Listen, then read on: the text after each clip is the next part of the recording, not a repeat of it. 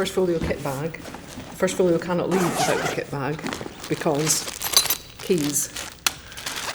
Keys for the case, so that's obviously really important. Other various bits and bobs. Cleaning fluid, really important. The case gets very dirty. This is something that we use. So this is a little monitor.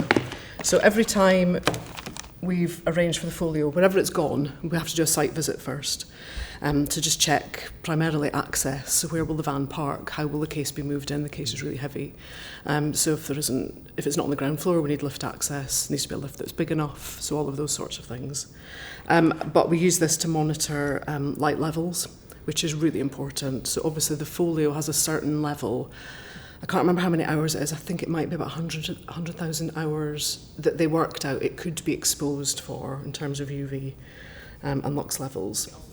So it's well within those, but we just have to monitor them every time we go. And then it gets calculated, and then we fill out this very important booklet. So everything in here, this is just for this year, I think. I've taken out last year's one. But essentially, this is for us to condition check the folio. When we remove it from storage, when we take it out, we just do a quick check. So we can see the existing damage. If there was any new damage, we would have to record that. Thankfully, we haven't. We've looked after it. And then we just fill out, we have to sign and date things just to say that there's been no check.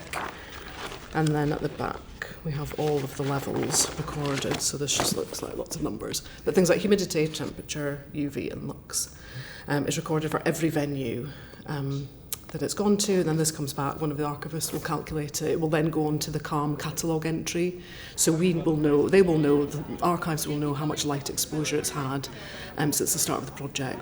I think initially when the folio tour was discussed, I don't think any of this really would have been discussed with the partners. So we will go and do an initial visit where we'll chat to them about what might happen on the day, the things that they might want to do, and then we'll go back a bit later on and do an actual site visit. So usually I do that.